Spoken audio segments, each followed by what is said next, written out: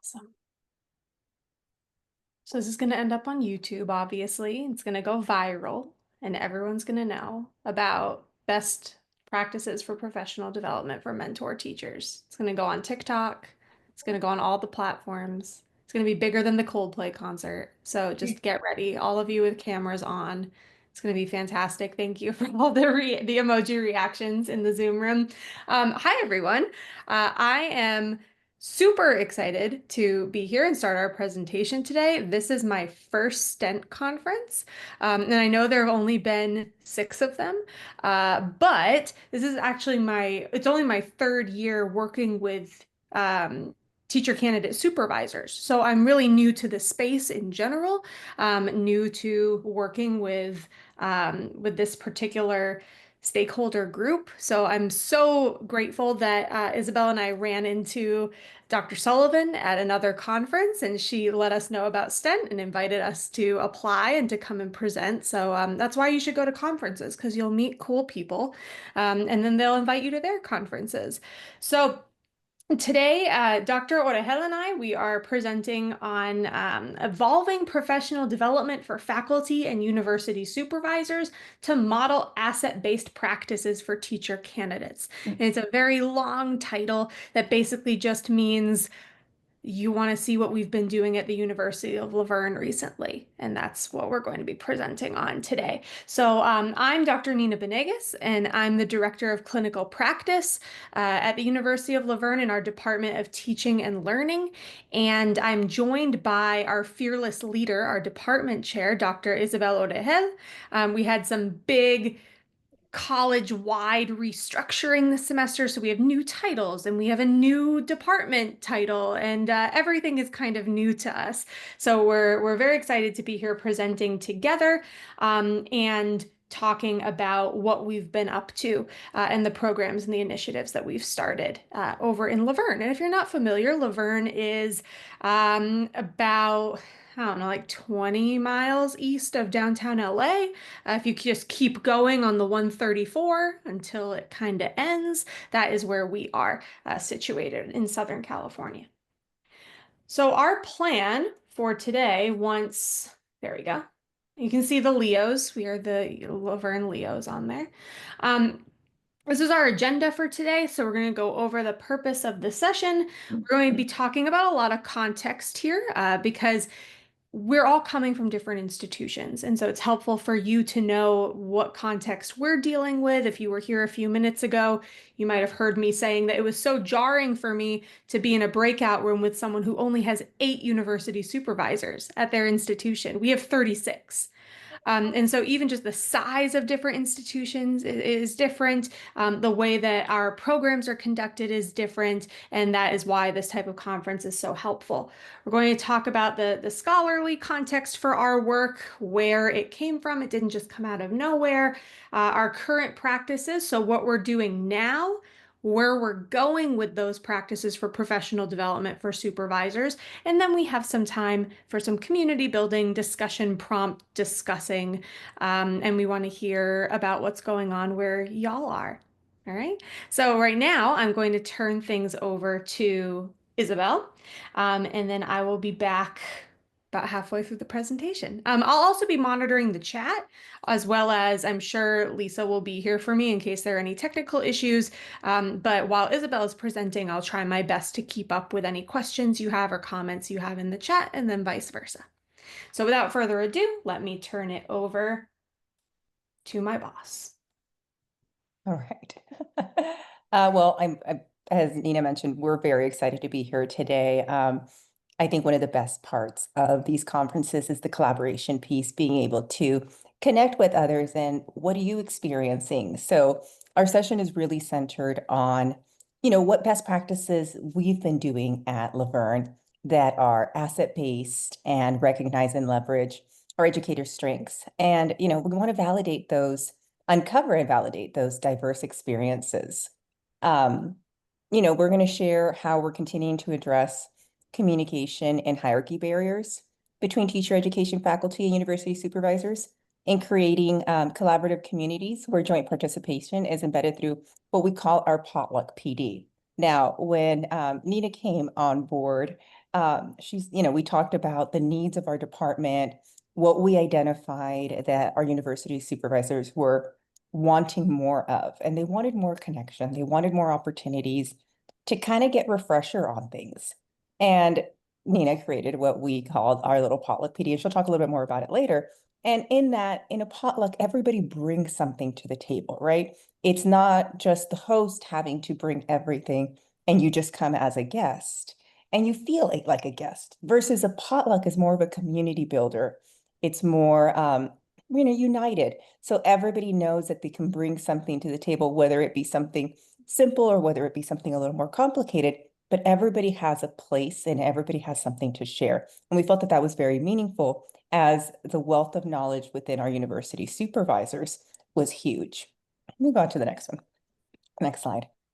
So of course, everything has to be, foundational within scholarly context. So we looked back at the previous years at our institution, and we understood that not only our teacher credential program, but teacher credential programs across the state continue to face challenges in this post-pandemic landscape. Shifts between online and in-person education to delivery, heightened concerns about equity and preparation, and quality, the need to adapt and have responsive strategies, it became very urgent. And one of the most significant gaps was that loss of that in-person clinical practice. That's a cornerstone, right, of our teacher education. Virtual, placements, while necessary, lack that immersive nature of traditional environments. It limited the mentoring opportunities from both mentor teachers and university supervisors. And as a result, teacher candidates, they've reported they felt less prepared to manage real world applications and classroom dynamics, and then implementing those effective teaching strategies. Next slide. So despite our efforts to adapt pedagogical models for online and hybrid formats, both our teacher candidates and our university supervisors, they remained impacted by systemic inequities, which I'm sure you all, heard and faced. Many of them still persist post-pandemic era. I can't tell you how many times I sit in a conversation with candidates and, we still talk about this post-traumatic moment of that COVID era where, in this case, some of our candidates may have still been in school during that time or had siblings during that time that were in school, and they noticed the shift in time, right? Like, I think I was reading that I think the kinders going in were those COVID babies this time around.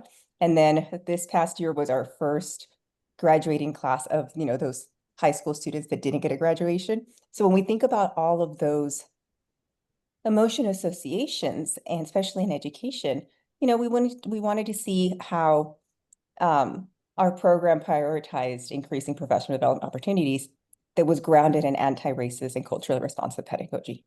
We wanted to model asset-based practices in identifying and leveraging the strengths, not only of our university supervisors, but our teacher candidates, our faculty members, families in the community, and our district partners. So we challenged and dismantled the deficit-oriented narratives that disproportionately impact marginalized communities. And these programs that emphasize equity-centered instruction and asset-based pedagogy are shown to be more effective in preparing teachers for diverse learning environments. So as such, we carry that responsibility to integrate frameworks and affirm the cultural wealth, excuse me, and lived experiences of all of our stakeholders. And now Nina's going to explain how we adapted this and how, the activities that we've been doing with our university supervisors. Take it away, Nina. Thank you. So the following slides are intended to give context to how we've gotten to where we are currently in our professional development project. So the University of La Verne has multiple regional satellite campuses, which contributes to a diverse student body and pool of university supervisors representing the following counties. So Ventura, Kern, Los Angeles, Orange, San Bernardino, and Riverside counties.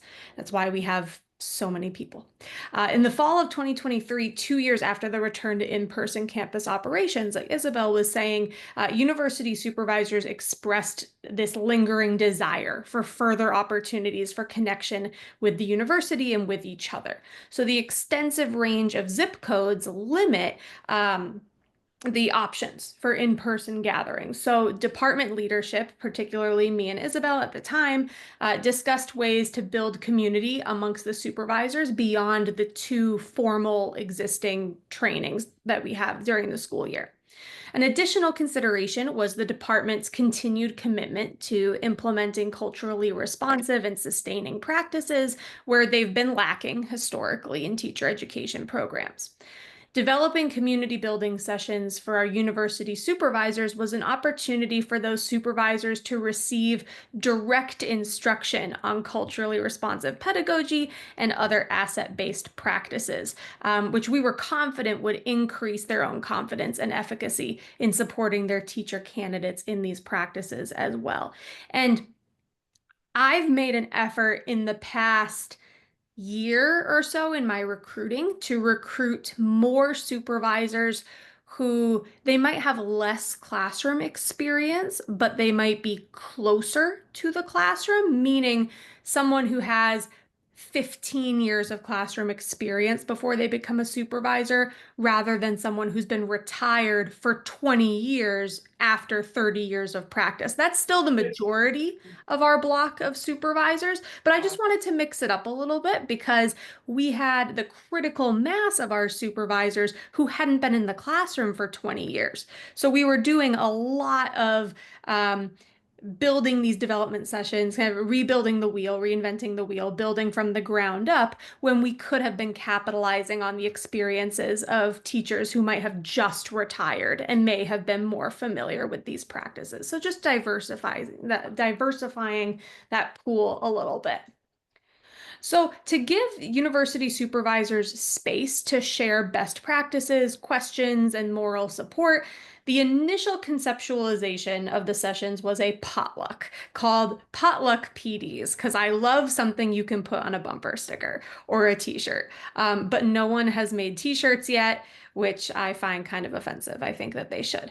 So each month's virtual meeting held on Zoom had a theme generated at the end of the prior month's gathering by participant nomination and popular vote. And attendees were invited to bring an item to the potluck, like you would, and that item could be either a question, a best practice, or a resource. So we utilized this interaction, this iteration of the potluck model for one semester. And we have a slide coming up where we share the themes of what was covered in that first semester. And in each hour-long session, an emphasis was placed on community building with an asset-based lens, facilitating networking between supervisors in different regions, connecting new supervisors with their veteran counterparts, and providing an opportunity for supervisors to share their concerns and solicit their own just-in-time feedback from me, who, at the time I was the faculty fieldwork coordinator. Now I have a new, different title. In the end of semester feedback, supervisors expressed gratitude at the opportunity to forge these connections with their peers. However, there materialized also a desire for more targeted professional development, specifically addressing questions they had concerning how to support their teacher candidates in the new literacy TPE, for example. And classroom management was also a big one that came up multiple times. So we invited supervisors to continue to share session topics for future meetings that would be of interest to them professionally. So the following semester, we recruited faculty to present on their individual specialities, especially topics requested by the supervisors that were covered in the courses that their candidates were taking. So bridging that gap between the coursework and the fieldwork. So this became the second iteration of the Potluck PD. The sessions assumed a lecture-style format, occasionally with brief opportunities for interactive elements, such as breakout rooms, opportunities for attendee participation, etc. Excuse me. And again, we have a slide coming up that will list all of the topics that we covered during those PD sessions. 2 semesters of these targeted, intentional potluck PDs yielded really positive feedback. Semester end feedback from the university supervisors was consistently positive. Faculty began to reach out to volunteer to share their insights into what supervisors might need to better support their candidates. However, when we viewed the current format through a culturally responsive lens, it was clear that a hierarchy had formed, or rather, a hierarchy that had always existed and never went away, was a lot more visible. So while the topics of the sessions were responsive to the expressed needs of the supervisors, it seemed like we were doing everything right. Everyone was happy. We weren't happy. Isabel and I weren't happy. They perpetuated this implicit bias. The faculty had the knowledge, or in other words, the intellectual capital, which they shared with the supervisors. There had developed an expectation that faculty were the source of expertise. Even though our supervisors, as those of you who are supervisors very well know, often had decades more classroom experience as K-12 educators and administrators than do our faculty. Not to mention their own graduate degrees, their own research interests. There are supervisors at our institution who have held their doctorates for longer than I have been alive, just to illustrate for you. Okay. So when we're talking about the breadth of knowledge, the wealth of knowledge, that is an illustrative example. Um, so this didn't align, Isabel and I decided, with our vision as a department to welcome our teacher candidates into an asset-based, democratic, and equitable learning environment, like Isabel highlighted in our brief literature review. So it's worth noting that this structure of professional development being led by faculty is a common practice in higher education. It's not unexpected, as the role of the educational institution is to educate. However, in teacher education, there are three different groups of educators involved in the development of emerging teacher candidates. So there's the faculty, there's the university supervisors, and there's the school site supervisors. And at your institution, maybe they're called something slightly different that's as close to the CTC language as I can manage. The faculty teach the credential courses, and this includes adjunct faculty, right? And they oversee the candidate's completion of the CTC requirements. The university supervisors complete the CTC mandated observations of each candidate and get mad at me about how long the observation form is because they keep adding TPEs. We can all commiserate about that together. I see some of you laughing. And they serve as the liaisons between the university and the candidate's fieldwork experience. And the school site supervisors host teacher candidates in their classrooms. This is the triangulation of care for those teacher candidates, right? They provide opportunities for observation and hands-on experience leading up to the student teaching semester, unless they're interns. And in this model, the university, as the employer of the latter two groups of educators, is expected and, in fact, required by the CTC to provide professional development and all of the necessary training. There's little to no opportunity nor expectation for the university supervisor or the school site supervisor to inform the faculty's work, though these two groups have extensive experience and training of their own to offer. It's also worth noting there's no money to pay them. So we can pay the faculty to teach until the cows come home. That's what they're taught to do and what they're paid to do. But if I went to our dean's office and said, "Hi, I'd like to pay the university supervisors to teach the faculty something," I would maybe not get the response that I wanted, although maybe I will try harder this semester. But we'll see how that goes. I need a grant or something. So these questions concerning the types of capital that our department is demonstrating that we value or not leads us to our plans for the future for this potluck PD series that are going to be implemented in like 2.5 weeks when our classes start, which is frightening. But first, I promised on multiple occasions for a list of what we've done so far in terms of topics. So here we are. So in our first iteration, we covered such topics as scheduling and time management, communicating with students. Hold on, where is my... Okay, I'm right. And the teacher performance assessments and expectations, so the TPAs and the TPEs, based on the needs that university supervisors expressed. Starting in spring 2024, which is on your far left, we shifted to the faculty-led lecture sessions. And the topics included ELD strategies, inquiry lesson plans and the 5 E's of inquiry, the new social justice standards, then supporting inclusive education candidates came in fall 2024, the science of reading, which is big at our institution as well as others, supporting student teaching candidates in their TPAs, and social emotional learning strategies. In the spring of 2025, so last semester, we offered a session on emotional labor.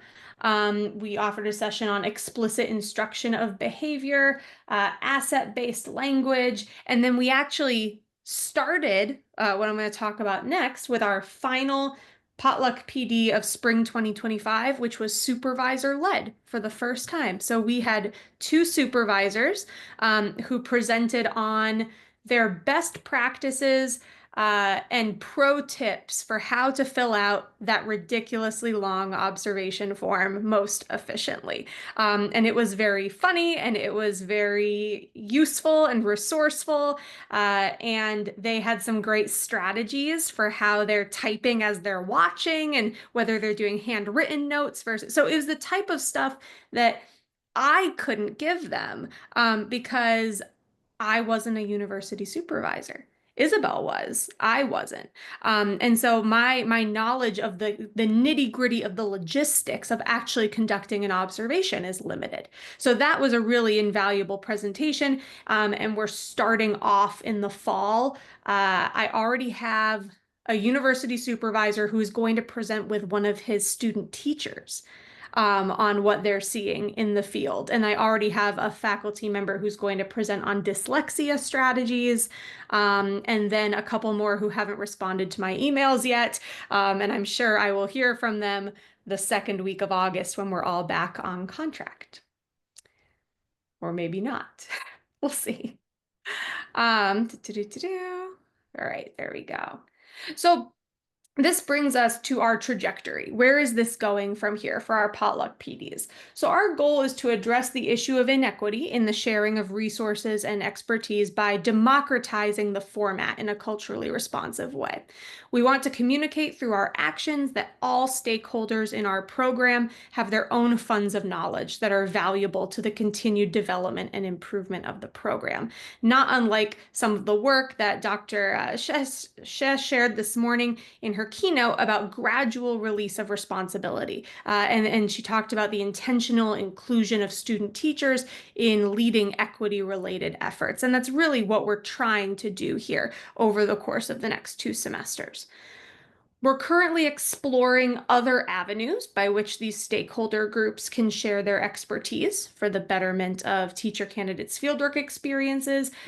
2 projects are set to pilot and continue to develop in the next 2 weeks. I wrote in the upcoming fall 2025 semester about a month ago, and now it is upcoming, like imminently.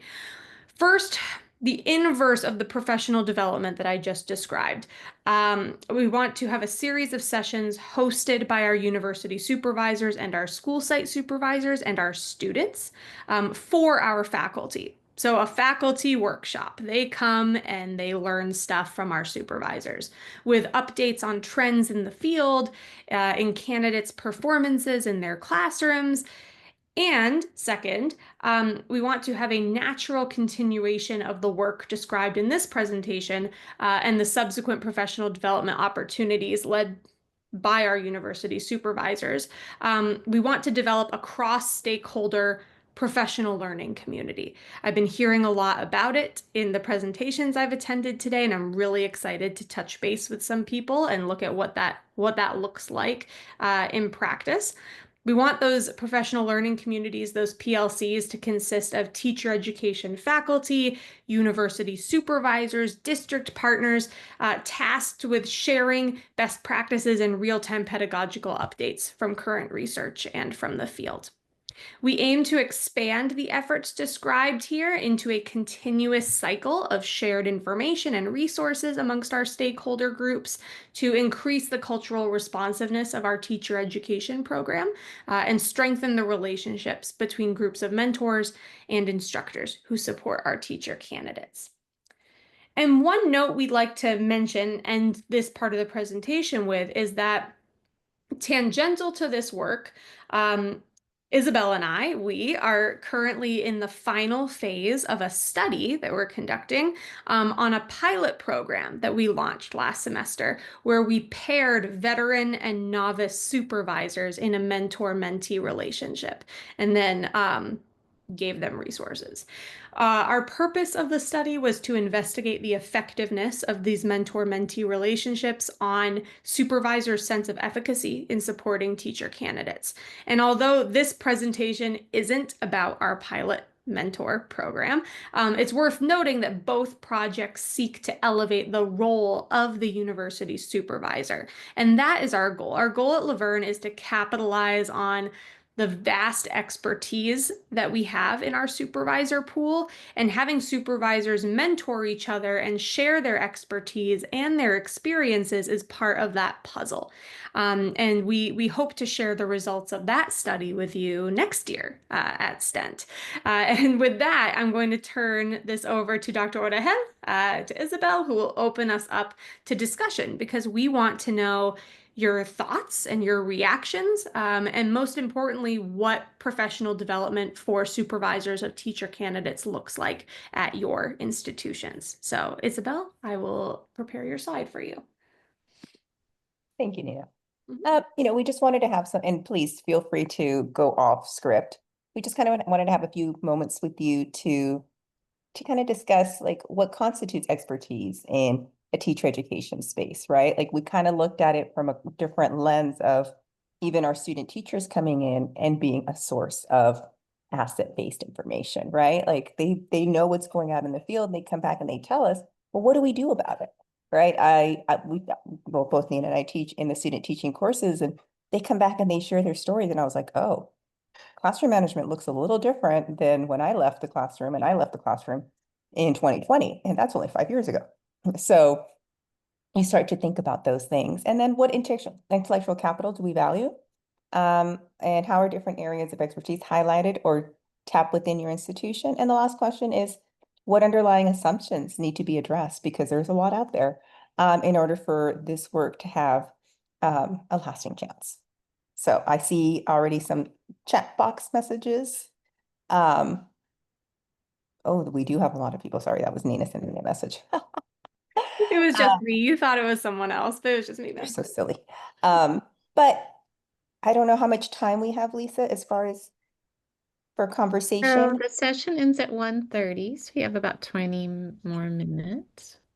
We Okay. could break out rooms, or do you want us to just share in chat or? I think Benegas. I mean, I think that we do have a lot of people, and I don't know about you guys. I know, contrary to my, sunny personality, I have a really hard time on Zoom inserting myself, especially in a large group, because I don't want to hog the mic. So maybe what we'll do Breakout is rooms. make some breakout. I'm making them right now. I was way ahead of you. Perfect. Oh, and Sumita agrees. So Yeah. I think we should do it. I think Yes. what Sumita says goes. Thank you, friend. So I'm going to make breakout rooms. We have 4 questions, but I mean, we're so incredibly popular that still puts 10 people in each breakout room. So here's what I'm going to do. I'm going to do 6 breakout rooms. Haha. And I'm going to let you choose your own adventure. So when you get to your breakout room, I want you to say hi to each other, be human beings, and then choose one of these questions. Anyone you want. If there's a question that no one wants to answer, then it was probably a bad question and we should get rid of it in future iterations of this presentation. So when you get to your breakout room, amongst yourselves, there will be 6 of you exactly per room. Choose a question, discuss it, I don't have any fancy way for you to share that information. I don't have a note catcher or anything like that. So just be prepared maybe to have one brave soul come back in about 10 minutes and share a high level overview of um, the groundbreaking discussion you had. Sounds great. Can you put the questions in the chat too? I So will Yep. definitely do that. Give me thank, 1 second. I have it. You have it? Thank thank you. you. There you go. Very smart. Okay. Everyone cool on the rules? 6 breakout rooms, choose your own adventure. See you in 10 minutes. We'll pop in and scare you every once in a while. We're all good? Awesome. All right. All right. See you in about 10 minutes, guys.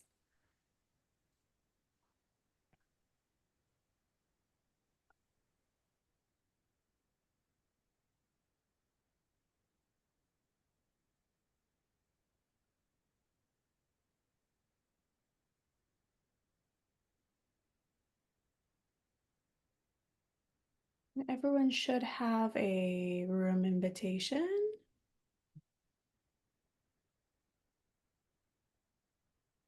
Hopefully. Please. And if everybody's in the room, I'll broadcast the questions again. Okay. Patty, I can put you in room 1. Are you sure? Okay.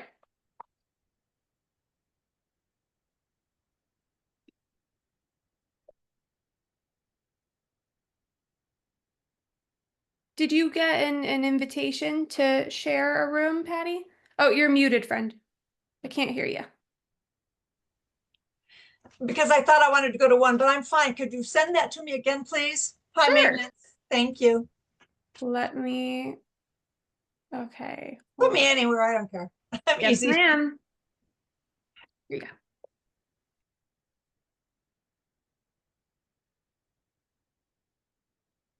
Okay. And then I'm going to pause recording for now, Dr. Benegas.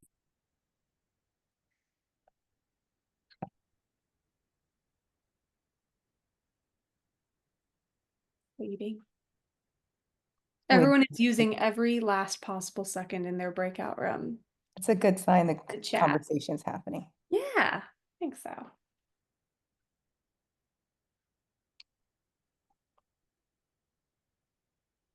How are you feeling? You want me to run it?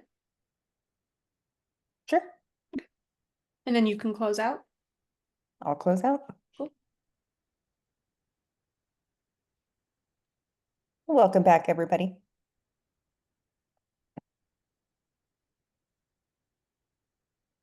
Man, I want to go wherever Helen Smith is. Look at that background with the. I realize we're in California, but that just looks really nice. Is that actually San Jose State University? Is that a picture of it? Yes, it is. That is really beautiful. Yeah. And our university has these Zoom backgrounds. And so that's what I use. And I particularly used it today because of the sunrise, a rise. That's why I picked it. I love that. I like it. Fantastic. I like it a lot. Well, thank you. Welcome. And I don't know why it's backwards. SJSU. I mean, but that's, I figured. Oh no, I think it's forwards to us. It Oh, looks okay. right. All Yeah, right. it looks Works right to for us. me. Fine. Yeah. Okay. No, you're good. Okay. Isabel has her Laverne background on. I forgot, so I just blurred so you can't see how messy this is. But I think Laverne is really lacking in palm trees. I think that is my number one quip. So I'll have to bring that up at our next college-wide meeting. All right, so we had 6 groups. I want to hear from everyone, not from every group, a representative from each group. So you got to choose your own adventure. So even if someone else discusses the question that your group discussed, that's okay. I'm sure you discussed it in a slightly different light. So if you could just have one brave volunteer give us just either a high level overview of what you discussed or maybe your most poignant impactful insight that was shared in your group, that would be wonderful. So in room 1, that was Team Alicia, because she's just the first one that I have written down. Okie dokie. Well, in my group, we address the expertise And just having the space to be able, and there's a couple members of our group that are fortunate to have ongoing collaboration and communication and reaching out, even if it's just a quick email or, hey, let's get together. And I think really in our respective communities, our universities, that we we try and make a concentrated effort to support one another and to reach out, not just have that one quarter meeting or one a year meeting where we get together. And Alicia, who's doing the reaching out? Do you have kind of a coordinator, or is it supervisors reaching out to each other? What does that That's structure it. look like? Yeah, super. And feel free, my group, to jump in. So supervisor, what I got of it is other supervisors reaching out among other That's supervisors. really nice. Mhm. That's what we're trying to build with our mentor program. I wish we had more opportunities for in-person socialization just so people could get to know each other, but sometimes that's not possible. Mhm. All right, thank you, team one. So team two is Team Bernadette. And it doesn't have to be Bernadette talking. I'm really just reading the first person on my list for each group. Okay, I'll give some wait time to see if any of my breakout room members want to take up the conversation. Okay. Do you want me to, Bernadette, or do you feel comfortable? No, I'm happy to share. Go ahead. What point would you like me to discuss team? I think the resource and how Okay, your site invites collaboration. wonderful. So I always enjoy sharing Dr. Dr. Evelyn Young's work because she does a profoundly deep job at everything that she does with detail. And we shared how I shared the document that she created regarding our PD hours and the requirements and how detailed and organized it is for us to not only stay on track, but it has multiple opportunities for us to hit our goal of hours for the year. And then it has check marks and the amount of time and whether it's Zoom or in person. I also discussed our well thought out meetings that we have that take place, where recently I had the opportunity to present regarding TPE1 and how even though I know the TPEs, it allowed me to dig deep into that one and become an expert and then present to my peers. And we do this all the time. So it's a new supervisor doing it, and it just keeps us coming together, taking those who have more experience and those who have less experience and bringing us all together to just learn and leverage each other's expertise with a goal in mind of learning and servicing our students. Thank you. Great. Thank you. We love mission-oriented work. Since we only have a few minutes left and a few groups, I'm going to open up to volunteers just so I don't have to catch anyone off guard who maybe doesn't want to share. So was there anyone in a group that was thinking, ooh, this is super important and I want to share it with everyone else for the good of the cause?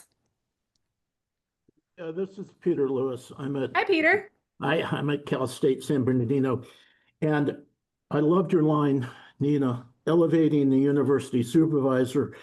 And maybe I took over this piece, but I did want to point out that there's so many different areas of expertise that supervisors have. We know that.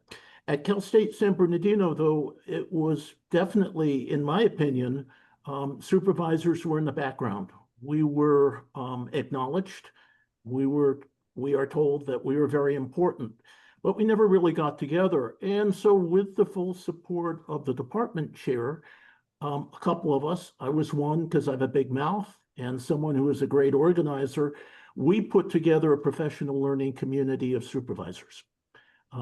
We didn't ask to be paid, although that would be nice to get something over time, but that was not the intent. It was the intent that there were so many questions that supervisors had in their various multiple subject and single subject areas. And we wanted to get folks together. And so a couple of us, I was one, step forward, and we had meetings every month. We had a theme, but I think the key thing was that supervisors were setting the agenda. And I had a little background from the faculty angle because I'm one of the few individuals that loves what I do with supervision, but I also teach 2 or 3 courses a term. And with that, I was delighted that 12 supervisees I had last term, I had taught in university classes. With that in mind, I knew the questions that they were having, I knew the disconnect, and we put things together and came up, and we did highlight in great detail the TPEs number 7, the literacy standards, which I think were an enigma to many. And we've spent quite a bit of time engaging faculty who are experts in this area, including the special education coordinator, and having that person give a talk seminar to supervisors.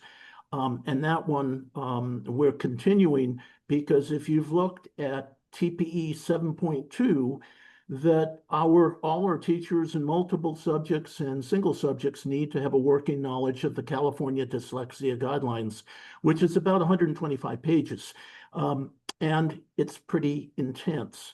But to have this level of expertise brought to us has certainly, I think, elevated the role of supervisors and helped us in our own professional development. And my final piece is that there is an extraordinary amount of talent in the supervisor cohort. And to tap into that as you're doing, I think is a delight. And I loved your presentation, particularly the elevating the role of the university supervisor. Thank you. Thanks, Peter. What I'm going to do to close, Isabel, if you don't mind, is just because we're out of time, is I was about to say, hey, Peter, what's your email? But I realized we should definitely connect. I realized that the most efficient thing to do would probably be to share my email because I didn't put it in my presentation, which was not very smart of me. So I'm going to put my email in the chat. And I'm going to spell Laverne correctly. That would be a start, considering I work there. So I would love to hear from you, Peter. I would love to hear, from anyone who wants to continue this conversation, who has best practices from their own institutions, what you're doing, what PLCs look like for supervisors where you're working, and even maybe ways, and Lisa, I will put that in there. Thank you. Ways that you have felt appreciated as a supervisor, or maybe ways that you feel that more appreciation and more respect could be shown, because certainly it is well deserved. And Isabel and I are here to make our program better. And we would love to connect with you. So I will add our emails to the slides and I will share them. So they'll be in our folder that UC Davis set up for us. So thank you for that. I will stay around for an extra couple of minutes with Isabel in case anyone wants to connect more personally, but otherwise, thank you all so much for participating today. We are so happy to have you, and we hope that you have a relatively stress-free fall semester. Thank you. That was Thank great. you, everybody. Nina and Isabel, it's great to hear what you're doing at the University of Laverne. So I have a quick question. I have a Okay. quick answer. Okay, the ending of your email and the other email they're flashing to me weren't the same of the 2 people working at the same place. Which one is correct, or do you guys Oh, have? I just spelled Laverne wrong. So the one that's spelled correctly, it doesn't have a B in it. So it's just our first initial last name and then LAVERNE That's what I thought. .edu. Thank you. It was wonderful. You're very welcome, Edwina. Thank you for coming. I'm glad someone likes my jokes. My family doesn't think I'm funny, so We get a kick out of me. Energy was great. Thank you. thank you. By the That's way, what your families are like that. All my adult children say the same thing. You're not. Yeah. your jokes are great, so thank you. Thanks. I Kept us appreciate going that. after lunch. I feel very energized. Oh, good. No, Yeah. it's one of my marketable skills. I tell my students all the time that if I quit teaching, I would try stand-up comedy, and just talk about them all the time. There you go. Well, Hey, everyone. Well, we do have a debrief end of the day session if you want to join just to kind of reflect. Otherwise, we'll see you tomorrow morning and have a good rest of the day. Thank you, everybody. Thank you.